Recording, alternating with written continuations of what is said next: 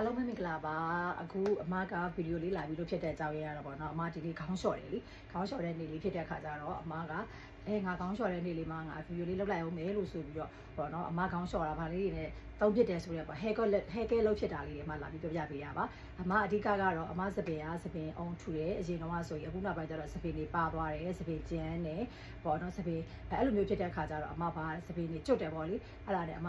နောက်စပင်ဖြူများလာတယ်အဓိကကြောင့်ကတော့စပင်ဖြူများလာတဲ့ခါကျတော့ chemical ပါတာဒီမသုံးချင်ဘူးလို့ဆိုပြီးတော့လေအမအဲ့ဒါနဲ့ chemical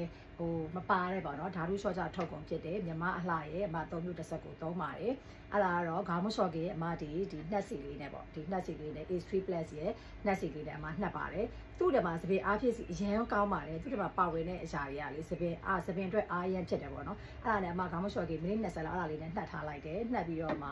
ခေါင်းလျှော်ရည်မြမလှခေါင်းလျှော်ရည်နဲ့မှခေါင်းလျှော်လိုက်တယ်ခေါင်းလျှော်ရည်နဲ့မှ2ခါလောက်လျှော်ချလိုက်တယ်သူကလေဟိုအစတော့ဆိုရင်ကွာတရောကမိုးတွေနဲ့လျှော်တယ်မတို့တွေအရင်တော့လည်းလေတရောကမိုးနဲ့လျှော်တာဘာဖြစ်လဲဆိုတော့စပင်းကကြွန့်ကြီးဖြစ်တယ်အမအရန်မုန်းတယ်အမမကြိုက်ဘူးစပင်းကြမ်းကြီးတယ်လို့ဖြစ်တာဒီဟာနဲ့လျှော်တာလုံးဝစပင်းကမကြမ်းဘူးเนาะဒါဆိုအမဒါဟဲကုတ်တာမလိုပါသေးဘူးနောက်ကတော့အရှည်ရမ်းမြန်တယ်စပင်းကအရှည်မြန်တယ်ဒီမှာအမဆေးဆိုးထားတဲ့စပင်းကဒီပြည့်ဒီလောက်လောက်ပါတယ်အခုဒီမှာဒီလောက်ထက်သွားပြီအမစပင်းကဒီလောက်ရနေပြီဒီမှာညလာမသိဘူးအမစပင်းကဒီလောက်ရနေပြီဒီမှာဒီလောက်တည်းရှိတယ်စပင်းအရှည်မြန်တာကွာခါးကိုရောက်တော့တယ်ကွာသိလားအဲ့လိုမျိုးစပင်းရမ်းရှည်မြန်တယ်စပင်းအရှည်မြန်တယ်နောက်ပြီးတော့စပင်းကသူ့ရဲ့ hair coat လေးလုပ်ထားလိုက်တယ် hair coat ကလည်းမတို့ကအုံးစီလိုကတ်နေတာမကြိုက်ဘူးငငယ်တဲ့အရန်မုန်းတာအဲ့အုံးစီလိုစပင်းကြီးလေးကတ်နေလေမုန်းတာအရန်အဲ့ဒါအခုအဲ့လိုမျိုးမကြိုက်တဲ့ခါကျတော့ဘာဒီဟာလေးဒီသူ့ရဲ့ဟောနော် hair coat လေးသူကစပင်းလိုအဲ့လိုမကတ်ဘူးအုံးစီလိုလည်းသူကမကတ်ဘူးကွာစပင်းလေးကတော့စပယ်ဘန်းသူ့ရဲ့အနံ့လေးကတော့သူကစပယ်ဘန်းနံ့လေးပေါ့နော်တချို့ကတော့ဒီစပယ်ဘန်းနံ့ကိုမကြိုက်ကြဘူးပေါ့လေအမကတော့အဲ့ hair coat တွေထဲပါအမအဲ့ဟိုနေ့ကိုလည်းကြိုက်တယ်ဗာလဲ R1 R3 ကိုလည်းကြိုက်တယ်အဲ့ဒီဟာလည်းမကြိုက်တယ်နောက်ဒီ hair coat လေးကိုလည်းအမကြိုက်တယ်ဒီမှာလုံးဝစပယ်ကမကတ်သွားအောင်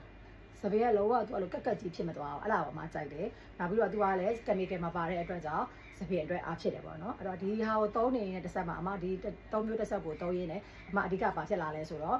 စပင်ရှည်မြန်လာတယ်နောက်တစ်ခါအမစပင်နေမကြမ်းတော့ဘူးပြီးတော့စပင်အုံထူလာတယ်စပင်ကျွတ်တက်တာပါတယ်ပေါ့နော်စပင်အုံထူတယ်သူကကြတော့ဘောက်တွေပါရအတွက်လည်းကောင်းတယ်ဆွဲသုံးပေးရတာပေါ့နော်အဲ့လိုမျိုးလဲဆိုပြီးတော့အမကအခုဆွဲသုံးပေးတာဒီမှာအမရဲ့စပင်အုံ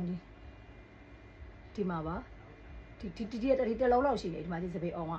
အရင်တော့ဆိုစပင်ကကွာကျွတ်သွားတဲ့စပင်ကအဲ့လောက်မရှိတော့အခုဆိုစပင်အုံကြီးထူလာတယ်အဲ့ဒါလေးလာပြီးတော့ပေါ့နော်ပြပြပေးတာပါအမရှိမှာညီမအလှ3မျိုးတစ်ဆက်နောက်ပြီးတော့အခုအနက်မှုံမှာရောက်တယ်လေအဲ့ဒါကကြတော့အရွယ်မတိုင်ကြီးဒါကတော့အမသုံးနေတဲ့အထုပ်ပေါ့အရွယ်မတိုင်ကြီးအဲ့လိုပေါ့တော့စပင်ကိုဟို